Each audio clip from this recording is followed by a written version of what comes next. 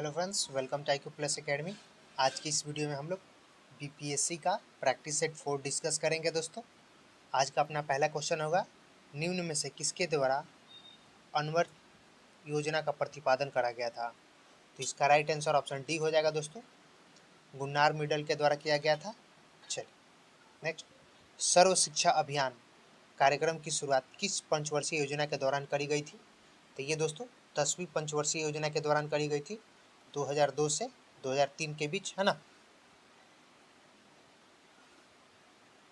Right answer इसका option C हो जाएगा दोस्तों। नेक्स्ट प्रश्न देख लेते हैं, केंद्रीय बजट 2022-23 के अकॉर्डिंग अगले 3 वर्ष के दौरान कितनी नई पीढ़ी की वंदे भारत रेलगाड़ियों का विकास और विनिर्माण करा जाएगा? तो ये होगा दोस्तों 400 गाड़ी का निर्माण करा जाएगा, है ना। चलिए नेक्स्ट देखते हैं, हिंदू वृद्धि दर संबंधित है। हिंदू वृद्धि दर किससे संबंधित है दोस्तों? तो ये प्रति व्यक्ति आय, साक्षरता, जनसंख्या, बेरोजगारी। तो यहाँ पे प्रति व्यक्ति आय, जनसंख्या और साक्षरता लगभग ये तीनों चीज़ों से संबंधित रही है। तो इसका राइट आंसर ऑप्शन ई हो जाएगा दोस्तों।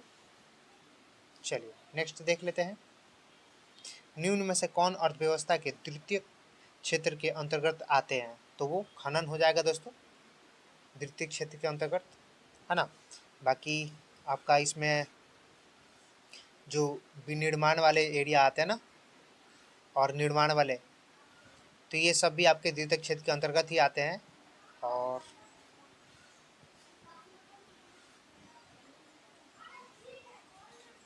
जो खनन, कृषि और पशुपालन हो गया, ये सभी के सभी किस में आते हैं दोस्तों? तो ये प्राथमिक क्षेत्र में आते हैं। तो इसका राइट आंसर ऑप्शन डी हो जाएगा दोस्तों।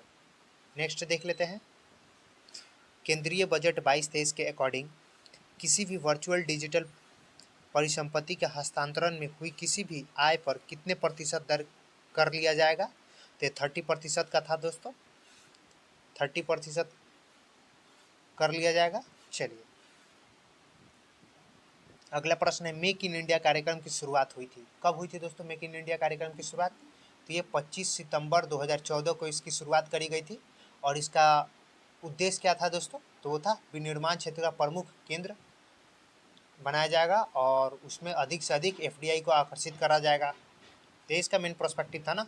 राइट आंसर इसका ऑप्शन बी हो जाएगा दोस्तों। चलिए नेक्स्ट, 31 दिसंबर 2021 को भारत का विदेशी मुद्रा भंडार था, कितना था दोस्तों? तो वो था लगभग 634 बिलियन डॉलर का। राइट आंसर ऑप्शन बी हो जाएगा। भारत वन स्थिति रिपोर्ट 2021 के अकॉर्डिंग बिहार में कुल कितने भौगोलिक क्षेत्र का कितना प्रतिशत वनावरण है? देखिए दोस्तों यहाँ पे वनावरण पूछ रहा है, वृक्षावरण नहीं, याद रखिएगा। तो कितना है दोस्तों? तो ये लगभग आपका 7.84% है ना। राइट आंसर ऑप्शन सी हो जाएगा दोस्तों, जो कि आपका कुल बन जाता है 700 और 7,880.79 स्क्वायर किलोमीटर, है ना, वर्ग किलोमीटर। यही है दोस्तों, है ना। इसका डेटा वाला भी पॉइंट याद रखिएगा और जो भी परसेंटेज है वो भी याद रखिएगा। एग्जाम में दोनों भी हो सकते हैं ना, या फिर वो डाटा भी दे सकता है कंफ्यूज करने के लिए। और ऐसे प्रश्न आपको आजकल तो ज़्यादा ही बन रहे हैं डाटा वाइज। चलो नेक्स्ट देखते हैं, थोक मूल्य सूचकांक के स्थान पर उपभोक्ता मूल्य सूचकांक को मुद्रास्फीति माफ के लिए किस समिति की सिफारिश पर चुना गया था? तो ये उर्जित पटेल समिति थी, उसी की सिफारिश पर करा गया था, है ना। तो इसका राइट आंसर ऑप्शन डी हो जाएगा, याद रखिएगा। नेक्स्ट, खाद्य और सार्वजनिक वितरण विभाग निम्न में से किस मंत्रालय के अधीन आता है? तो ये उपभोक्ता मामला, जो उपभोक्ता मामले हैं, खाद्य और सार्वजनिक वितरण मंत्रालय, उसी के अंतर्गत आता है दोस्तों। राइट आंसर ऑप्शन ए हो जाएगा। चलिए नेक्स्ट, किस संस्था का गठन ब्रेटन वुड समझौता के तहत नहीं हुआ था? तो यहाँ पे आपके जो विश्व बैंक है और आपका विश्व व्यापार संगठन है, इन दोनों का जो था वो इसके अंतर्गत नहीं हुआ था, है ना। बाकी आपका आ जाता है सारे के सारे, आप देख सकते हो, ब्रिक्स की स्थापना 2009 में करी गई थी। ब्रिक्स से आप रिलेट कर सकते हो, इसमें लास्ट जो कंट्री है वो साउथ अफ्रीका है, बाकी सारे के सारे पहले से थे, है ना। जो रिसेंटली ज्वाइन हुआ था इसमें अपना इंडिया भी होता है दोस्तों। चलो नेक्स्ट देख लेते हैं। और विश्व व्यापार संगठन का जो गठन हुआ था संगठन का, वो 1 जनवरी 1995 को हुआ था दोस्तों, है ना। तो इसका तो राइट आंसर ऑप्शन ई हो जाएगा, क्योंकि यहाँ पे 2 ऑप्शन जो है वो इसे कोरिलेट नहीं कर रहे हैं। नेक्स्ट देख लेते हैं। विश्व भूखमरी सूचकांक WHI कौन जारी करता है दोस्तों? तो ये Concern worldwide and Welthungerhilfe द्वारा करा जाता है। तो इसका जो राइट आंसर हो जाएगा दोस्तों ऑप्शन ए हो जाएगा। चलिए नेक्स्ट प्रश्न देख लेते हैं। स्वतंत्रता प्राप्ति के बाद भारत सरकार ने वर्ष 1949 में किसकी अध्यक्षता में एक राष्ट्रीय आय समिति का गठन करा था? ये कौन से दोस्तों? महालनोबिस थे, पीसी महालनोबिस। तो इसका राइट आंसर ऑप्शन बी हो जाएगा, है ना। इन्हीं की अध्यक्षता में करा गया था। चलिए, भारतीय यूनिट ट्रस्ट यूटीआई की स्थापना कब करी गई थी? तो 1964 में करी गई थी दोस्तों। राइट आंसर ऑप्शन डी हो जाएगा। 1 फरवरी 1964 को इसकी स्थापना करी गई थी, है ना। और ये जो एक्ट है यूटीआई ऑफ इंडिया एक्ट 1963 के तहत किया गया था। चलो, हाल ही में बिहार कृषि विश्वविद्यालय द्वारा पराली प्रबंध के लिए किस मॉडल को पूरे राज्य में लागू करने का निर्णय लिया गया है? तो रोहतास मॉडल, इसी के तर्ज पे सारे काम होंगे। चलो, जनगणना 2011 के अकॉर्डिंग बिहार में कितने प्रतिशत लोग गाँव में निवास करते हैं? तो ये लगभग 88.7% गाँवों में निवास करते हैं दोस्तों बिहार के लोग। जनगणना 11 के अकॉर्डिंग देश में पुरुष साक्षरता दर कितनी है? तो कितनी है दोस्तों पुरुष साक्षरता दर?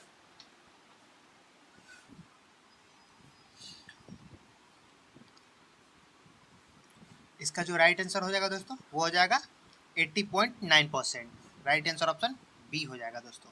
और इसके अलावा देश की कुल साक्षरता दर कितनी है दोस्तों? तो 73% है, जिसमें पुरुषों की साक्षरता दर 80.9% है और महिलाओं की साक्षरता दर 64.6% है। याद रखिएगा दोस्तों, है ना।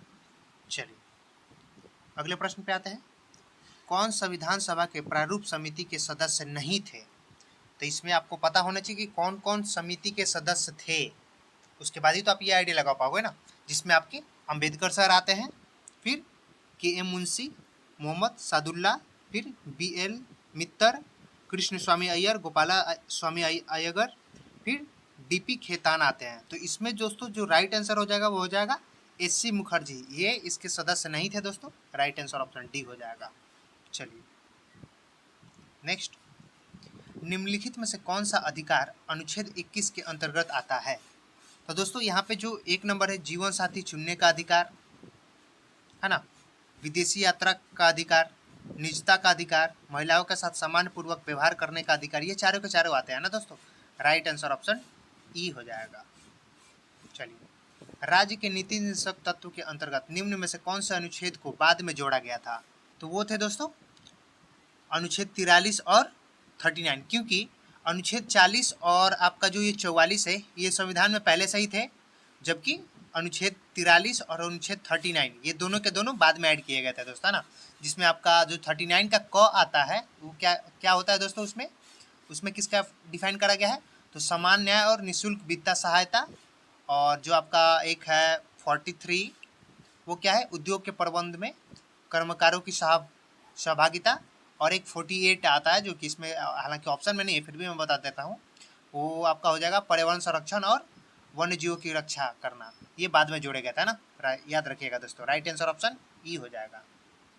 चलो नेक्स्ट, किस संविधान संशोधन द्वारा दिल्ली और पुडुचेरी को राष्ट्रपति के निर्वाचन मंडल में शामिल करा गया था? तो ये 70वां कॉन्स्टिट्यूशन अमेंडमेंट था। कॉन्स्टिट्यूशनल अमेंडमेंट 70 था 1992 में जो हुआ था दोस्तों, है ना। चलिए राइट आंसर ऑप्शन बी हो जाएगा। नेक्स्ट देख लेते हैं दोस्तों। लोकसभा अध्यक्ष और उपाध्यक्ष पद को लिया गया है कहाँ से दोस्तों? तो ये कहाँ से लिया गया दोस्तों? तो ये जो गवर्नमेंट ऑफ इंडिया एक्ट था 1919 का, वहाँ से लिया गया दोस्तों, है ना। तो इसका जो राइट आंसर हो जाएगा ऑप्शन सी हो जाएगा। नेक्स्ट देख लेते हैं दोस्तों। लोकसभा के विघटन का किसी विधेयक पर क्या प्रभाव पड़ता है?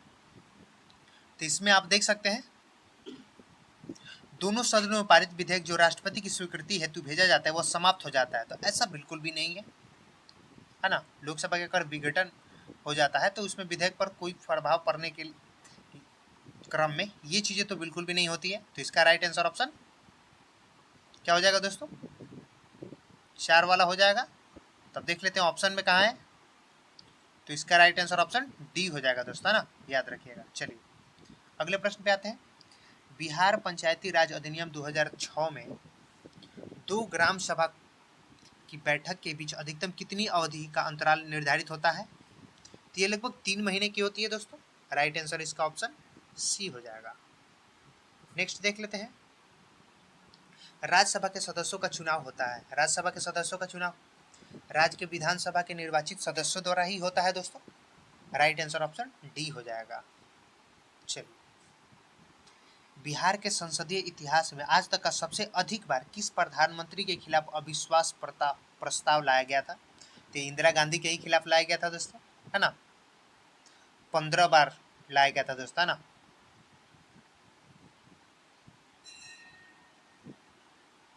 जबकि अगर मैं बात करूं आपसे कि भारतीय संसदीय इतिहास में लोकसभा में कुल 27 अविश्वास प्रस्ताव लाए जा चुके हैं, जिसमें से 15 तो केवल इंदिरा गांधी के ही अगेंस्ट में लाया गया था। तो ये आपको याद होना चाहिए। राइट आंसर ऑप्शन सी हो जाएगा। चलिए अगले प्रश्न पे आते हैं दोस्तों। नियंत्रक एवं महालेखा परीक्षक की रिपोर्ट की जांच कौन करता है? तो लोक लेखा समिति करती है दोस्तों इसकी जांच। राइट आंसर ऑप्शन बी हो जाएगा। अगले प्रश्न पे आते हैं। बलवंत राय मेहता समिति की संस्तुति पर पंचायती राज व्यवस्था सर्वप्रथम किस राज्य में प्रारंभ करी गई थी? ये राजस्थान और आंध्र प्रदेश में इसकी स्टार्ट करी गई थी सबसे पहले दोस्तों। राजस्थान और आंध्र प्रदेश में इसको शुरुआत किया गया था सबसे पहले। तो राइट आंसर ऑप्शन बी हो जाएगा दोस्तों, है ना। ये आपका राजस्थान में किया गया था 1959 में। उसका एक जिला है नागौर जिला, राजस्थान का नागौर जिला है वहाँ पे। और आंध्र प्रदेश में भी हुआ था दोस्तों 1959 में ही, है ना, याद रखिएगा। उस समय पंडित जवाहरलाल नेहरू प्रधानमंत्री थे, है ना।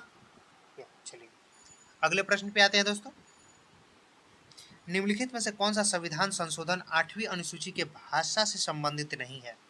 तो जो है दोस्तों यहाँ पे 26वां संविधान संशोधन बी नंबर 1971 का, ये इससे संबंधित नहीं है। बाकी इसके अलावा 21वां, 71वां, 92वां, ये तीनों संबंधित है दोस्तों, है ना। चलिए साहित्य का नोबेल पुरस्कार 2021 के लिए किसे चुना गया है? तो ये अब्दुल रज़ाक गुंडराह को चुना गया था दोस्तों। ये तंजानिया के रहने वाले हैं और इन्हें यह पुरस्कार उपनिवेशवाद के प्रभाव और संस्कृतियों और आपके जो महाद्वीप के बीच की खाई में शरणार्थी के भाग के अपने जो अडिग और करुणामय प्रवेश था उसके लिए दिया गया इनको।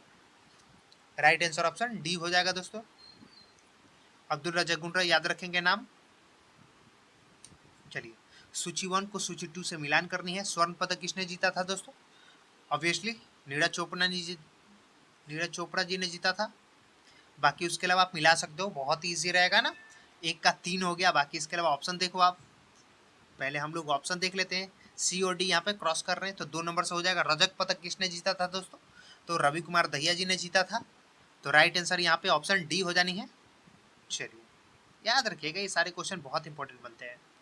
सेफ सटिक इंडेक्स 2021 में विश्व का सबसे सुरक्षित शहर कौन सा है दोस्तों? तो कोपेनहेगन है। राइट आंसर ऑप्शन सी हो जाएगा, सबसे सेफ सिटी, जो कि आपका डेनमार्क में पड़ता है। दूसरे पे आता था टोरंटो, तीसरे पे सिंगापुर और भारत से 48वें नंबर पे नई दिल्ली है दोस्तों, जो कि पूरे वर्ल्ड में टॉप पे है। मतलब अपने कंट्री से जो एक टॉप पे है वो है नई दिल्ली, जिसका स्थान पूरे कंट्री में मतलब पूरे वर्ल्ड में 48 है। बस इतना याद रखना, पूरे वर्ल्ड में 48 है और भारत से टॉप पे, बस यही कहूँगा। तो ये है। चलिए अगले प्रश्न को देखते हैं। अक्टूबर 2021 में बंगाल की खाड़ी में आए चक्रवात का क्या नाम था दोस्तों? तो जवाद नाम था। और इसका नामकरण किसने किया था दोस्तों? तो सऊदी अरब ने किया था। ऐसे क्वेश्चन भी बनते हैं, 2021 में आया था। चलिए राइट आंसर ऑप्शन ए हो जाएगा। नेक्स्ट, बिहार आर्थिक सर्वेक्षण 21-22 के अकॉर्डिंग 21-22 में राज्य में सकल राज्य घरेलू उत्पाद में प्राथमिक क्षेत्र का हिस्सा कितना रहा? तो वो 19.2% रहा लगभग। चलिए नेक्स्ट, बिहार आर्थिक सर्वेक्षण 21-22 के अनुसार बिहार के किस जिले में वर्ष 19-20 में प्रति व्यक्ति सकल जिला घरेलू उत्पाद सबसे कम था? तो शिवहर में था दोस्तों। राइट आंसर ऑप्शन सी हो जाएगा। नेक्स्ट, वर्ष 2021 में बिहार में मछली का उत्पादन कितना रहा दोस्तों? तो ये लगभग 6.83 लाख टन रहा। राइट आंसर ऑप्शन बी हो जाएगा। हाल ही में किस देश ने कोरस या मुंह को नुकसान पहुंचाने वाले सनस्क्रीन पर प्रतिबंध लगा दिया है? तो वो थाईलैंड है दोस्तों। राइट आंसर ऑप्शन डी हो जाएगा। नेक्स्ट देख लेते हैं दोस्तों, हाल ही में जिम कॉर्बेट नेशनल पार्क का नाम बदलकर क्या रखा गया है? तो जिम कॉर्बेट नेशनल पार्क का नाम बदलकर रामगंगा नेशनल पार्क रखा गया है दोस्तों। राइट आंसर ऑप्शन बी हो जाएगा। चलिए, सर्प पावर योजना किससे संबंधित है? महिलाओं के लिए खोजपूर्ण अनुसंधान में अवसरों को बढ़ावा देने के लिए संबंधित है दोस्तों। Sorry, right answer option B हो जाएगा। नेक्स्ट देख लेते हैं दोस्तों, भारत का पहला शराब संग्रहालय कहाँ खोला गया है? तो गोवा में खोला गया है। राइट आंसर ऑप्शन डी हो जाएगा। जनवरी 2021 में केंद्रीय मंत्रिमंडल ने 850 मेगावाट क्षमता की रतले पनबिजली परियोजना को स्वीकृति प्रदान करी। यह परियोजना निम्न में से किस केंद्र शासित प्रदेश या राज्य में स्थित है दोस्तों? तो ये जम्मू कश्मीर में स्थित है। राइट आंसर ऑप्शन बी हो जाएगा। रतले पनबिजली योजना। इजराइल में दूतावास खोलने वाला पहला खाड़ी देश कौन बन गया है दोस्तों? तो यूएई है। राइट आंसर ऑप्शन डी हो जाएगा। नेक्स्ट देख लेते हैं, किस देश ने पहला विश्व टेस्ट चैंपियनशिप अपने नाम करा? तो वो है New Zealand. Right answer option C हो जाएगा। केन विलियमसन की कप्तानी में दोस्तों। यूएई ओपन टेस्ट टूर्नामेंट 2021 का महिला एकल खिताब किसने जीता था? तो एमा रादुकानु ने जीता। राइट आंसर ऑप्शन सी हो जाएगा। चलिए नेक्स्ट देख लेते हैं, विश्व के सबसे युवा शतरंज ग्रैंड मास्टर कौन बने हैं? तो अभिमन्यु मिश्रा बने हैं दोस्तों। अभिमन्यु मिश्रा सबसे युवा है, जो कि 12 साल 4 महीने 25 दिन के हैं। राइट आंसर ऑप्शन डी हो जाएगा। चलिए नेक्स्ट, सितंबर 2021 में भारत नेपाल के बीच 15वें सैन्य अभ्यास सूर्य किरण कहाँ संपन्न हुआ दोस्तों? ये पिथौरागढ़ में संपन्न हुआ। राइट आंसर ऑप्शन डी हो जाएगा, है ना, जो कि उत्तराखंड में पड़ता है। 22 अप्रैल 2021 को मनाए जाने वाले पृथ्वी दिवस का विषय क्या रहा? रिस्टोर आवर अर्थ।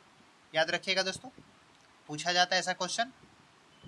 मार्च 2021 में जारी ईज ऑफ लिविंग इंडेक्स 2020 के अकॉर्डिंग बड़े शहरों में प्रथम स्थान किसका रहा दोस्तों? तो बेंगलुरु है। राइट आंसर ऑप्शन डी हो जाएगा। चलिए, किस देश ने दुनिया का पहला डुअल मोड वाहन पेश करा, जो दिसंबर 2021 में सड़कों के साथ साथ रेल पटरियों पर भी चल सकती है? तो वो जापान है दोस्तों। राइट आंसर ऑप्शन सी हो जाएगा। रेल पटरी पे भी चलेगी और रोड पे भी चलेगी। बहुत ही अच्छा है। किसने निधि 2.0 योजना की शुरुआत करी है? तो वह ओम बिरला जी, लोकसभा अध्यक्ष थे। राइट आंसर ऑप्शन बी हो जाएगा दोस्तों, लोकसभा अध्यक्ष ओम बिरला जी। सॉरी, मैंने इसका कर दिया, ओम बिरला जी, ओम बिरला जी। चलिए, ऑप्शन बी हो जाएगा राइट आंसर। नेक्स्ट देख लेते हैं, हाल ही में केंद्रीय बंदरगाह, नौसेना और जल मार्ग मंत्री द्वारा बंदरगाह संचालन की डिजिटल निगरानी में कौन सा एप्लीकेशन लॉन्च करा गया है? तो वह है माईपोर्ट app. Right answer option A हो जाएगा दोस्तों। नेक्स्ट देख लेते हैं, होम इन द वर्ल्ड नामक पुस्तक के लेखक कौन है दोस्तों? तो है professor Amartya Sen. Right answer option D हो जाएगा। नेक्स्ट देख लेते हैं, आर्थिक समीक्षा 2021-22 के अकॉर्डिंग अप्रैल नवंबर 2021 की अवधि में भारत का सर्वाधिक वस्तुगत निर्यात किस देश को हुआ था? तो ये आपका अमेरिका को हुआ था दोस्तों। राइट आंसर ऑप्शन डी हो जाएगा। नेक्स्ट, मार्च 2021 में अंतर्राष्ट्रीय योग महोत्सव का उद्घाटन कहाँ करा गया था? तो ऋषिकेश में करा गया था। राइट आंसर ऑप्शन डी हो जाएगा। 2 साल के बच्चे के लिए कोरोना वैक्सीन की शुरुआत करने वाला देश का पहला, तो वो क्यूबा है दोस्तों। राइट आंसर ऑप्शन बी हो जाएगा। वैश्विक शिक्षा शिखर सम्मेलन 2021 का आयोजन कहाँ किया गया था दोस्तों? तो ब्रिटेन में किया गया था। राइट आंसर ऑप्शन सी हो जाएगा, है ना। चलिए, और इसका उद्देश्य क्या था दोस्तों? तो ब्रिटेन की राजधानी लंदन में वैश्विक शिक्षा शिखर सम्मेलन का आयोजन कराना था, और जिसमें शिक्षा के लिए $5 बिलियन की राशि जुटाना इनका लक्ष्य था। नेक्स्ट देख लेते हैं, किस राष्ट्र ने वर्चुअली आयोजित 13वां ब्रिक्स शिखर सम्मेलन की अध्यक्षता करी थी? तो भारत था दोस्तों। राइट आंसर ऑप्शन सी हो जाएगा। चलिए, जलवायु परिवर्तन से निपटने के लिए किस बैंक ने हरित और सतत जमा पहल की शुरुआत करी? तो वो HDFC बैंक है दोस्तों। राइट आंसर ऑप्शन सी हो जाएगा।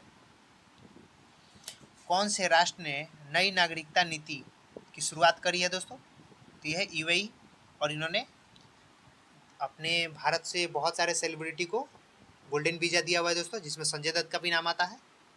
चलिए नेक्स्ट देख लेते हैं। निम्नलिखित में से किस नगर निगम के द्वारा मार्च 2021 में देश का पहला ग्रीन म्युनिसिपल ब्रांड लॉन्च करा गया है? तो वो गाजियाबाद के द्वारा किया गया है दोस्तों, गाजियाबाद म्युनिसिपल कॉर्पोरेशन के द्वारा। नेक्स्ट, मणिपुर स्थित काबुल लामजाओ राष्ट्रीय उद्यान में हिरन की कौन सी दुर्लभ एवं विलुप्त प्राय प्रजाति पाई गई है दोस्तों? तो संगाई है, राइट आंसर ऑप्शन बी हो जाएगा। चलिए नेक्स्ट देख लेते हैं। विश्व का सर्वाधिक ऊंचा और ऊंचाई पर स्थित कौन सा बाघ रिजर्व है दोस्तों? टाइगर रिजर्व कौन सा है? तो नामदफा टाइगर रिजर्व है दोस्तों, जो कि आपका अरुणाचल प्रदेश में है। राइट आंसर ऑप्शन डी हो जाएगा। नेक्स्ट देख लेते हैं दोस्तों, एशियाई जंगली गधा कहाँ पाया जाता है? तो एशियाई जंगली गधा कहाँ पाया जाता है दोस्तों? तो जो कच्छ का रण है वहाँ पाया जाता है, गुजरात में। राइट आंसर ऑप्शन सी हो जाएगा दोस्तों। चलिए अगले प्रश्न पे आते हैं। विश्व मौसम विज्ञान संगठन का मुख्यालय कहाँ स्थित है? तो जिनेवा में स्थित है दोस्तों। राइट आंसर ऑप्शन डी हो जाएगा, स्विट्जरलैंड में। और इसकी स्थापना 1950 में करी गई थी। यूएनओ की एक यूनिट है। चलिए इको मार्क क्या है दोस्तों? इको मार्क तो ये पर्यावरण अनुकूल उपभोक्ता उत्पादन को है ना करने की एक योजना है एक्चुअली में। चलिए तो इसका राइट आंसर ऑप्शन बी हो जाएगा दोस्तों, पर्यावरण अनुकूल उत्पादन उपभोक्ता उत्पादन को नामपत्रित करने की योजना है एक्चुअली में। चलिए अल्प्स पर्वत की सबसे ऊंची चोटी कौन सी है दोस्तों? तो माउंट ब्लैक है, याद रखिएगा। और माउंट ब्लैक की ऊंचाई कितनी है दोस्तों? 4810 मीटर है, याद रखिएगा दोस्तों, है ना, 4810 मीटर है। चलिए अगले प्रश्न पे आते हैं दोस्तों। लद्दाख की सीमा स्पर्श करती है किसे किसे? तो लद्दाख जो है वो किसे किसे स्पर्श करता है दोस्तों?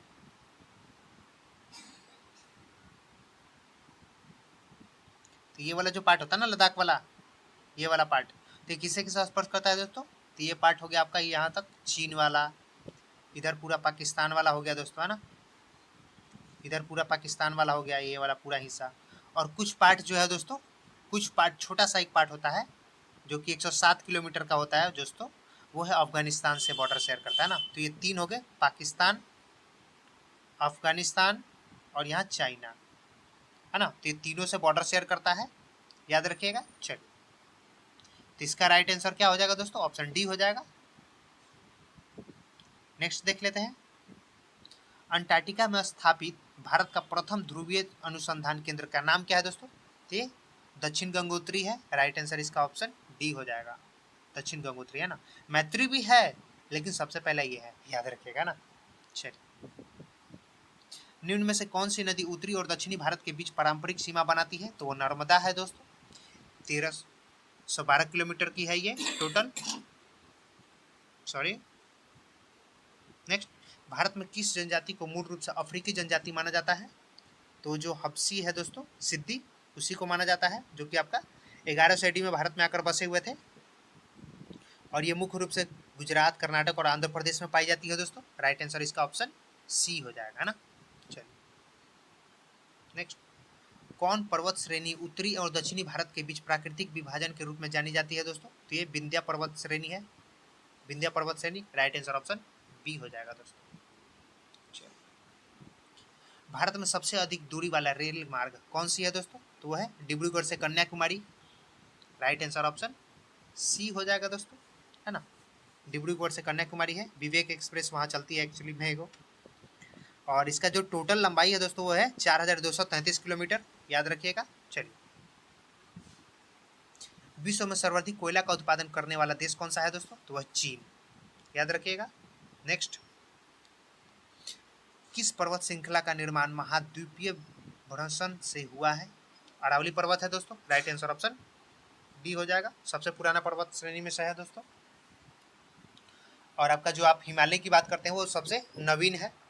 सबसे छोटी तटरेखा किस देश की है? सबसे छोटी तटरेखा किस देश की है दोस्तों? तो ऑप्शन के अकॉर्डिंग अगर देखा जाए तो मोनाको जो है दोस्तों, इसकी सबसे छोटी तटरेखा है, 2.5 मील का है, सबसे छोटी, विश्व में सबसे छोटा है ना, याद रखिएगा भी।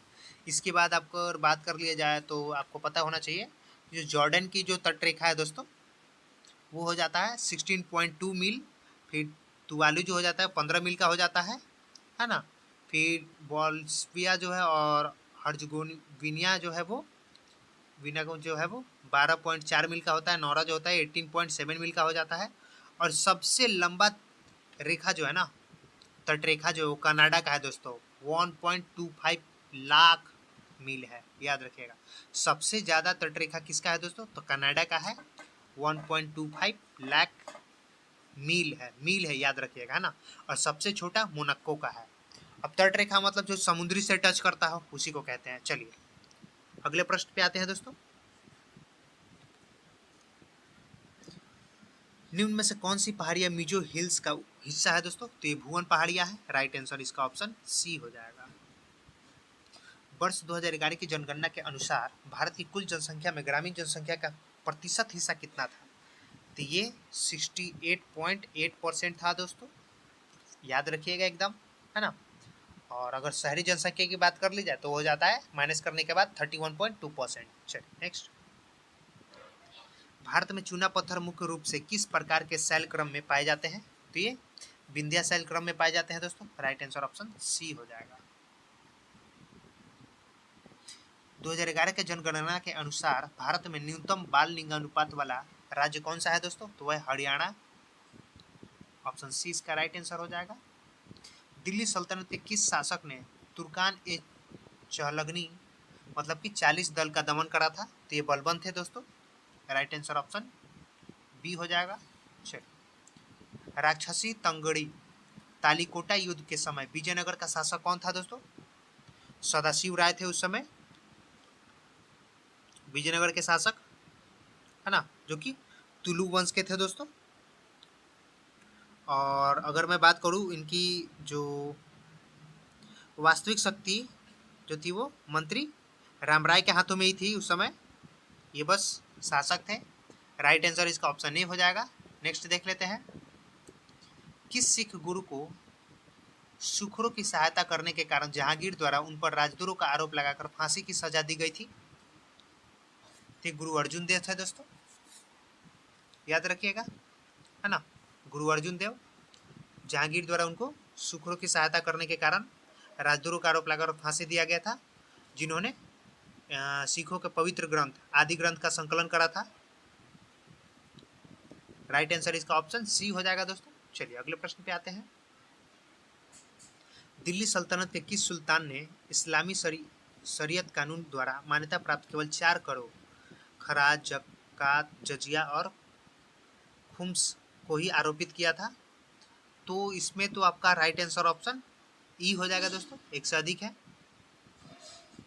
फिरोज शाह तुगलक ने ब्राह्मणों पर भी जजिया कर लगाया था दोस्तों, है ना। तो इसका जो राइट आंसर हो जाएगा दोस्तों ऑप्शन ई हो जाएगा। किस वर्ष शिवाजी ने काशी के विश्व प्रसिद्ध विद्वान गंगा भट्ट से अपना राजाभिषेक रायगढ़ में करवाया और छत्रपति की उपाधि धारण करी थी? तो किस वर्ष हुआ था दोस्तों? तो ये 1674 में हुआ था। राइट आंसर ऑप्शन डी हो जाएगा दोस्तों। चलिए, मिथिला के कर्नाट वंश की स्थापना किसने करी थी? तो ये नन्यदेव थे दोस्तों। राइट आंसर ऑप्शन डी हो जाएगा। तराइन के प्रथम युद्ध में पृथ्वीराज चौहान का सेनापति कौन था दोस्तों? तो वो थे स्कंद। राइट आंसर ऑप्शन बी हो जाएगा। किस वर्ष दादा भाई नौरोजी हाउस ऑफ कॉमन्स के सदस्य के रूप में निर्वाचित हुए थे? तो ये 1892 की बात है दोस्तों। पहले भारतीय जो उधर जाकर किसी इतने बड़े दल में शामिल हुए और मुख्य आदमी भी बने उस पार्टी के दोस्तों। चलिए, ये पहले एशिया थे दोस्तों। नेक्स्ट प्रश्न देखते हैं। निम्नलिखित में से कौन सा प्रावधान 1786 के अधिनियम के माध्यम से किया गया था? तो ये 1786 का अधिनियम द्वारा गवर्नर जनरल को विशेष परिस्थितियों में अपने परिषद के निर्णय को निरस्त कर अपने निर्णय को लागू करने का अधिकार दिया गया था, और साथ ही गवर्नर जनरल को प्रधान सेनापति की शक्तियां भी प्रदान करी गई थी, क्योंकि उस समय आपका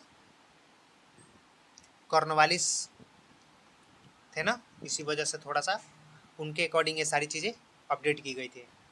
तो इसका राइट आंसर ऑप्शन ई हो जाएगा दोस्तों, क्योंकि यहाँ पे दो चीज़ें मिल रही है ना साथ साथ, तो इस वजह से। चलिए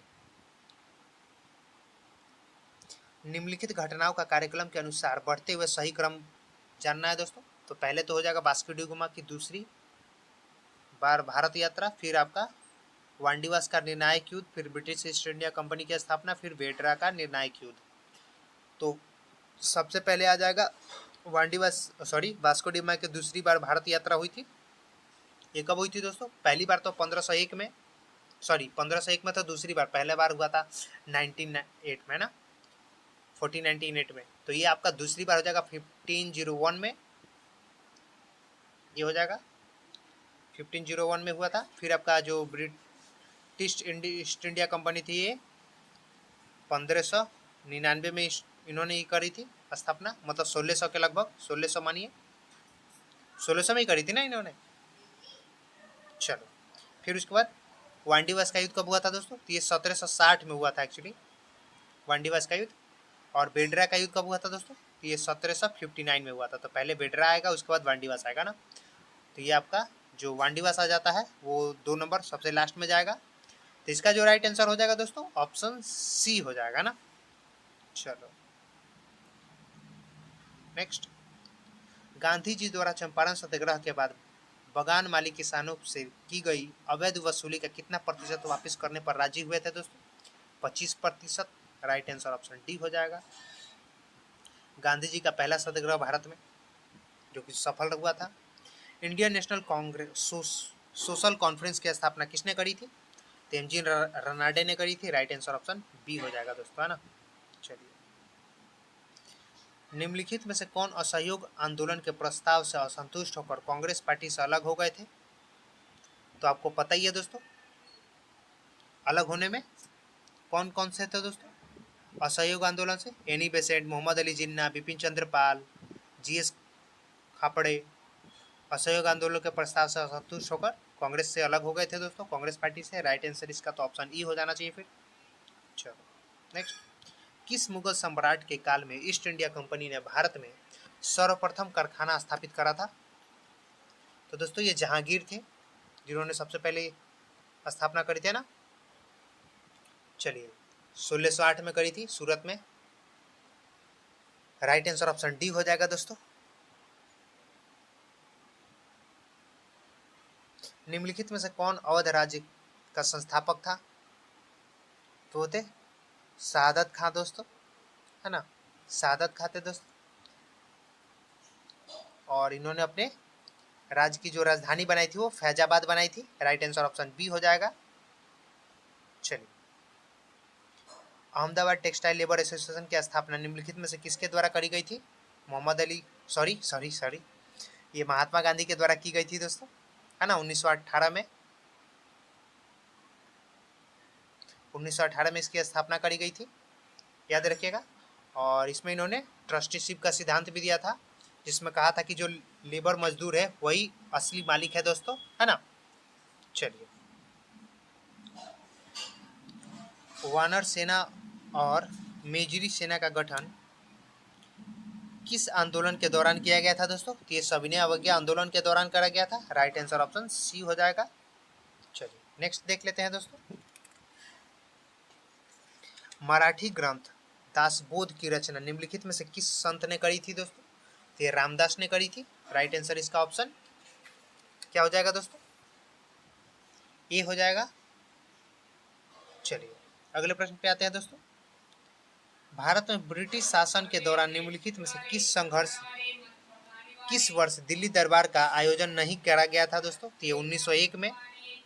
राइट आंसर ऑप्शन बी हो जाएगा। प्रथम आंग्ल सिख युद्ध 1845-46 ईस्वी किस गवर्नर जनरल के समय हुआ था दोस्तों? तो ये लॉर्ड हार्डिंग के समय हुआ था दोस्तों। राइट आंसर ऑप्शन ए हो जाएगा। चलिए, निम्नलिखित में से किस अखबार ने रातों रात वर्नाकुलर प्रेस एक्ट से बचने के लिए अंग्रेजी अखबार में तब्दील कर लिया गया था? तो कौन सा था दोस्तों? तो ये अमृत बाजार पत्रिका थी, जिसने रातों रात अपना लैंग्वेज चेंज कर लिया, है ना। और इसके जो मुख्य आदमी थे वो कौन से थे दोस्तों? तो वो थे शिशिर कुमार घोष और मोतीलाल घोष दोस्तों। इन्हीं के नेतृत्व में अमृत बाजार पत्रिका का प्रकाशन जो था वो अंग्रेजी और बांग्ला दोनों भाषा में होता था, पर वर्नाकुलर जो प्रेस एक्ट आया उससे बचने के लिए इन दोनों ने मतलब इन लोगों ने अंग्रेजी अखबार में ही तब्दील कर लिया अपने लैंग्वेज को, बंगाली से अंग्रेजी में हो गया शिफ्ट। तो इसका राइट आंसर ऑप्शन सी हो जाएगा। नेक्स्ट, क्रांति की तलवार में 4 वैचारिक पत्थर पर रगड़ने से आती है। उपयुक्त कथन निम्नलिखित में से किसने कही थी दोस्तों? ये भगत सिंह थे। राइट आंसर ऑप्शन बी हो जाएगा। चलिए, भारत छोड़ो आंदोलन के दौरान किस जगहों पर समानांतर सरकार की स्थापना की गई थी दोस्तों? तो ये बहुत सारे जगहों पर करी गई थी, जिसमें आपका बंगाल के मिदनापुर, तमलुक और बम्बई का सतारा जिला था, और आपका उत्तर प्रदेश का बलिया था। तो ये सारी जगहों पे किया गया था दोस्तों। तो 1, 2, 3 और इसके अलावा एक आपका जो कि तमलुक नहीं है आंसर में, कोई इशू नहीं है। तो इसका राइट आंसर ऑप्शन ई हो जाएगा दोस्तों, मतलब सॉरी ऑप्शन सी हो जाएगा। 1, 2, 3। चलिए अगले प्रश्न पे आते हैं दोस्तों। निम्नलिखित में से कौन सा युग्म सही सुमेलित है? तो यहाँ पे भी राइट आंसर ऑप्शन ई हो जाएगा दोस्तों, बाकी सबके सब सम्मिलित हैं, देख सकते हैं आप यहाँ पे। चलिए अगले प्रश्न पे आते हैं दोस्तों। निम्नलिखित में से किस संगठन की स्थापना कांग्रेस की स्थापना के बाद करी गई थी? तो the servant of India society की स्थापना इसके बाद करी गई थी। ऑप्शन बी इसका राइट आंसर हो जाएगा दोस्तों, जिसकी स्थापना 1905 में करी गई थी। चलिए नेक्स्ट, सुभाष चंद्र बोस ने निम्नलिखित में से किस देश में आजाद हिंद रेडियो की शुरुआत करी थी दोस्तों? ये जर्मनी में करी थी। राइट आंसर ऑप्शन ए हो जाएगा। बिहार में असहयोग आंदोलन के दौरान नवंबर 1920 में किस स्थान पर नशाबंदी आंदोलन चलाया था दोस्तों? तो ये डुमराव में चलाया था। राइट आंसर ऑप्शन सी हो जाएगा। एक अफगान शेर अली ने अंडमान निकोबार द्वीप समूह में किस वायसराय की चाकू मारकर हत्या कर दी थी दोस्तों? लॉर्ड मेयो की हत्या हो गई थी 1872 की बात है दोस्तों। राइट आंसर ऑप्शन सी हो जाएगा। नेक्स्ट, बिहार में कांग्रेस मंत्रिमंडल द्वारा किसकी अध्यक्षता में एक श्रम जांच समिति का गठन करा गया था? तो ये राजेंद्र प्रसाद की अध्यक्षता में करा गया था। राइट आंसर ऑप्शन सी हो जाएगा। किस क्षेत्र में अस्थायी बंदोबस्त की प्रथा प्रचलित नहीं थी दोस्तों? तो ये पंजाब था। राइट आंसर ऑप्शन डी हो जाएगा। नेक्स्ट, निम्नलिखित में से कौन से रासायनिक परिवर्तन का उदाहरण है दोस्तों? तो यहाँ पे दूध का खट्टा होना ही रासायनिक परिवर्तन का उदाहरण है दोस्तों, क्योंकि ये नया प्रोडक्ट बनाता है। कोई भी रासायनिक परिवर्तन होता है तो वो एक नया प्रोडक्ट बनाता है। तो यहाँ पे बर्फ का पिघलना नया प्रोडक्ट नहीं होता है, क्योंकि फिर से वो अपने वापस फॉर्म में आ सकता है, और सोडियम क्लोराइड का क्रिस्टलीकरण भी आ सकता है। तो दोस्तों इसका राइट आंसर ऑप्शन बी हो जाएगा, केवल 3। चलिए अगले प्रश्न पे आते हैं। एक आदमी अपने सिर पर एक क्षैतिज तल पर एक स्थान से दूसरे स्थान पर एक भारी बक्सा रखता है, और इस मामले वो करता है, क्या करता है दोस्तों? तो उसके द्वारा क्या होता है ऐसे में? तो सिर पर बक्सा रखता है, तो बक्सा का भी तो कुछ भार होगा ना भाई, बल होगा, उसका भी तो एक बल होगा, तो जो नीचे की ओर कार्य करेगा। और जबकि आदमी और वस्तु का जो विस्थापित क्षैतिज दिशा में अनुदिशा है, वो बल और विस्थापन एक दूसरे से अभिलंबित होते हैं, और इस प्रक्रिया में तो कोई काम ही नहीं हो पाएगा। तो इसका राइट आंसर ऑप्शन ई हो जाएगा, कोई भी काम नहीं होगा। चलिए अगले प्रश्न पे आते हैं दोस्तों। एक बैठक हॉल में जो शुरू में प्रतिभागियों से आधा भरा हुआ है, कुछ समय बाद पूर्ण क्षमता से भरा हुआ है, फिर भाषण की स्पष्टता क्या होगी दोस्तों? बढ़ जाती है ना। इसका राइट आंसर क्या हो जाएगा दोस्तों? ऑप्शन ए हो जाएगा। अगले प्रश्न पे आते हैं। ध्वनि की प्रतिध्वनि किसके कारण होती है दोस्तों? तो ध्वनि की प्रतिध्वनि जो होती है वो एकाधिक परावर्तन के कारण होती है, रिफ्लेक्शन, है ना। राइट आंसर ऑप्शन बी हो जाएगा। नेक्स्ट प्रश्न पे आते हैं। द्रव्यमान और भार के बीच अंतर के संदर्भ में कौन सा सही है? तो भार एक बल है, जबकि द्रव्यमान जो होता है वो बल नहीं होता एक्चुअली में, है ना। तो राइट आंसर इसका ऑप्शन एक हो जाएगा। चलिए याद रखिएगा, बड़ी कंफ्यूजिंग वाला क्वेश्चन है ये वाला। एक प्रकाश वर्ष लगभग बराबर होता है 10⁻13 किलोमीटर के बराबर होता है दोस्त। अगर मैं मीटर में बोलूँ तो 9.46 इंटू 10⁻15 मीटर होता है, याद रखिएगा ना। ये हो गया 10⁻16 मीटर, जो कि 10⁻3 किलोमीटर में हो जाता है ना। किलोमीटर की बात कर रही है ना यहाँ पे, मतलब किलोमीटर और ऐसे दिया हुआ ना, तो जो इसका राइट आंसर हो जाएगा ऑप्शन बी हो जाएगा। चलो नेक्स्ट, हाइड्रोजन के सभी समस्थानिक आइसोटोप्स में न्यूट्रॉन की संख्या कितनी होती है दोस्तों? तो होती है 3। कितनी होती है? 3 होती है। न्यूट्रॉन की संख्या 3 होती है दोस्तों, ना। चलिए और प्रोटॉन में भी 3 ही होती है, तो इसका राइट आंसर ऑप्शन डी हो जाएगा, नॉट कंफ्यूजिंग।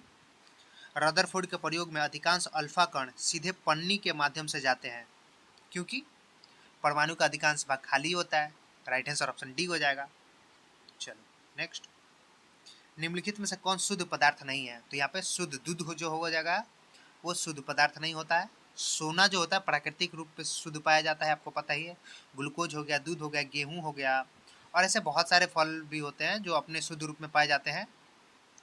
पानी भी अपने शुद्ध रूप में प्राकृतिक रूप में पाया जाता है, जबकि जो दूध, चीनी जो होता है ना कार्बोहाइड्रेट के रूप में, और वसा जो होता है वो एस्टर का रूप होता है, से बना होता है, जो शुद्ध पदार्थ नहीं है। तो जो शुद्ध दूध होता है ना दोस्तों, वो हो जाएगा राइट आंसर ऑप्शन सी। चलिए, ऐसे दूध होता तो कोई इशू नहीं था। चलिए, ग्रीष्म ऋतु में मिट्टी के घड़े में रखा पानी किस घटना के कारण ठंडा हो जाता है?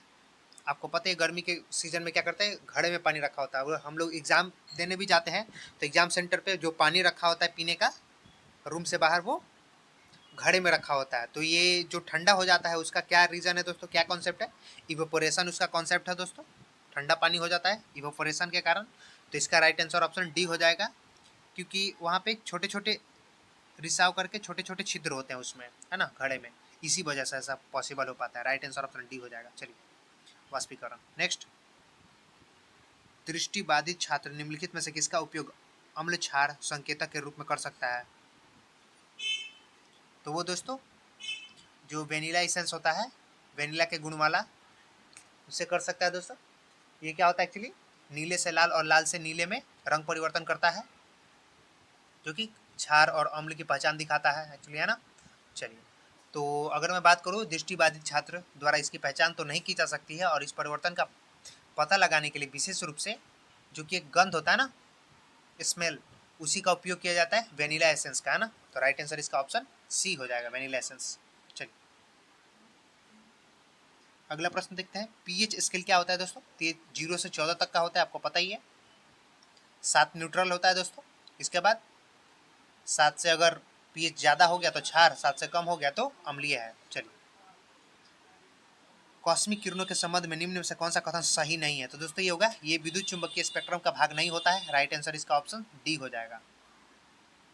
नेक्स्ट, डिटर्जेंट पाउडर में फॉस्फेट की भूमिका क्या होती है दोस्तों? ये कैल्शियम और मैग्नीशियम को पानी से हटाने जो कठोरता का कारण बनता है ना, वही होती है। राइट आंसर इसका ऑप्शन बी हो जाएगा दोस्तों। चलिए, ग्लूकोमा का उपचार निम्न में से किसके द्वारा किया जाता है दोस्तों? ये कॉलिनर्जिक दवा के द्वारा किया जाता है, कॉलिनर्जिक दवा के द्वारा। राइट आंसर इसका ऑप्शन सी हो जाएगा दोस्तों, कॉलिनर्जिक दवा। चलिए, तांबे की कमी के परिणाम स्वरूप एक रोग होता है जिसमें जाना जाता है क्या दोस्तों? तो होता है मैनकेस रोग, है ना। मैनकेस रोग क्या होता है एक्चुअली में, कॉपर की कमी के कारण होने वाला रोग है। तो इसका राइट आंसर क्या हो जाएगा दोस्तों? ऑप्शन बी हो जाएगा। चलिए, अगले प्रश्न पे आते हैं दोस्तों। निम्नलिखित में से किस जीव में पुनर्जनन होता है? किस जीव में पुनर्जनन होता है दोस्तों? तो ये हो जाएगा आपका हाइड्रा, और आपका क्या होता है प्लेनेरिया। हाइड्रा और प्लेनेरिया दोनों में क्या होता है, पुनर्जन होता है दोस्तों, है ना। तो इसका राइट आंसर ऑप्शन ई हो जाएगा दोस्तों। चलिए, अगले प्रश्न पे आते हैं। निम्न में से कौन सा एक वनस्पति प्रवर्धन यानी कि वेजिटेटिव प्रोग्रेशन की विधि नहीं है? तो यहाँ पे राइट आंसर ऑप्शन सी हो जाएगा, बुवाई, सोविंग, है ना। चलिए, अगले प्रश्न पे आते हैं दोस्तों। थायराइड ग्रंथि में थायरॉक्सिन स्त्रावित करने के लिए उत्तेजित करने वाला स्त्राव अंतःस्त्रावी हार्मोन कौन सा होता है दोस्तों? तो वो होता है TSH, थायराइड स्टिमुलेटिंग हार्मोन। इसको थायरोट्रोपिन भी कहते हैं दोस्तों। राइट आंसर इसका ऑप्शन ए हो जाएगा। अगला प्रश्न देखते हैं। डायस्टोल के दौरान क्या होता है दोस्तों? हृदय रक्त में भर जाता है, हृदय रक्त से भर जाता है चीज डायस्टोल से, है ना। याद रखिएगा, राइट आंसर ऑप्शन डी हो जाएगा दोस्तों। हृदय रक्त से भर जाता है, खून आ जाता है ना उसमें, आता जाता है वो, ब्लड का तो क्या होता है, फ्लो होता है ना। चलो, धमनी एक रक्तवाहिका, ब्लड वेसल्स है जो रक्त ले जाती है, हृदय से दूर ले जाती है दोस्तों, है ना। राइट आंसर ऑप्शन ए हो जाएगा। चलो नेक्स्ट, कौन सी कोशिका को सच्ची कोशिका नहीं माना जाता है दोस्तों? तो हो जाएगा प्लेटलेट्स। प्लेटलेट्स जो कि आपका ब्लड होता है ना, अगर आपका प्लेटलेट्स कम हो जाता है तो ब्लड का जो फ्लो होता है वो बहुत ज़्यादा हो जाता है, अगर कहीं कट जाता है तो ब्लड गिरने लगता है बहुत ज़्यादा, अगर प्लेटलेट्स अधिक होता है तो ब्लड कंट्रोल में रहता है, गिरता नहीं है ना। चलिए इसका राइट आंसर ऑप्शन ए हो जाएगा। अगला प्रश्न देखते हैं दोस्तों, निम्न में से कौन सा एंजाइम स्टार्च को मल्टोज में परिवर्तित करने के लिए उत्तरदायी होते हैं? तो होता है डायस्टेज। इसका राइट आंसर ऑप्शन बी हो जाएगा दोस्तों। चलिए, निम्न में से कौन सा रोगवाहक और रोग का सुमेलित युग्म है दोस्तों? तो यहाँ पे क्यूलेक्स जो है फाइलेरिया यहाँ पे लिखा हुआ है, तो ये ऑप्शन हो जाएगा राइट आंसर ऑप्शन ए हो जाएगा दोस्तों। चलिए, आयरन की कमी से होने वाला एनीमिया किस परजीवी संक्रमण की जटिलता है दोस्तों? तो ये हुकवर्म है, राइट आंसर ऑप्शन सी हो जाएगा दोस्तों। चलिए, ट्रांसजेनिक पौधे निम्नलिखित में से किस जीव से जीन प्राप्त करते हैं दोस्तों? तो ये लगभग कीट से, जीवाणु से, विषाणु से ये जीन प्राप्त किए करते हैं दोस्तों, राइट आंसर ऑप्शन डी हो जाएगा। चलिए, निम्नलिखित में से किसका प्रयोग प्रोबायोटिक के रूप में किया जाता है दोस्तों? तो ये होता है लैक्टोबैसिलस। लैक्टोबैसिलस दोस्तों, इसी को प्रोबायोटिक के रूप में उपयोग किया जाता है, जो हमारी आंतों में पाया जाता है दोस्तों, राइट आंसर ऑप्शन बी हो जाएगा। नेक्स्ट, शीतल पेय की बोतलों और बच्चों को दूध पिलाने के लिए बोतलें आमतौर पर बनी होती है किससे दोस्तों? तो ये पॉलीस्टाइरीन से बनी होती है, राइट आंसर ऑप्शन सी हो जाएगा। नेक्स्ट, नाइट्रेट उर्वरक में अत्यधिक प्रयोग से बच्चों में कौन सा रोग होता है दोस्तों? ये होता है मेथे मग्लोबिनिया होता है दोस्तों। दोस्तों मत बोलो यार, 100 वाली बोल चुके हो इतने देरी में, एकदम बेकार लग रहा है। मैथेमोग्लोनोमिया होता है दोस्तों। चलिए, इसका राइट आंसर ऑप्शन सी हो जाएगा। लास्ट प्रश्न है, बायोगैस में मीथेन सामग्री होती है, बायोगैस में मीथेन कितनी होती है दोस्तों? तो 50 से 80% के लगभग होती है, और इसके बाद आपका 20 से 25% की क्या होता है? कार्बन डाइऑक्साइड होता है, फिर हाइड्रोजन और कार्बन डाइऑक्साइड, फिर आपका नाइट्रोजन बाकी मात्रा में होती है ना। तो यहाँ पे सबसे ज़्यादा हो जाता है मीथेन, 50 से 80% तक का होता है, अप टू 80%। तो इसका राइट आंसर ऑप्शन बी हो जाएगा दोस्तों। चलिए, और इसके अलावा यहाँ पे आप देख सकते हैं कुछ मैथ के प्रश्न हैं, तो जिसको मैं आपको पीडीएफ के माध्यम से प्रोवाइड कर दूंगा, और इसका सॉल्यूशन भी यहाँ पे प्रोवाइड किया गया है, आप देख सकते हैं। ये सारे के सारे आप हमारे टेलीग्राम चैनल से डाउनलोड कर सकते हैं दोस्तों। मिलते हैं दोस्तों अगली वीडियो में, तब तक के लिए जय हिंद।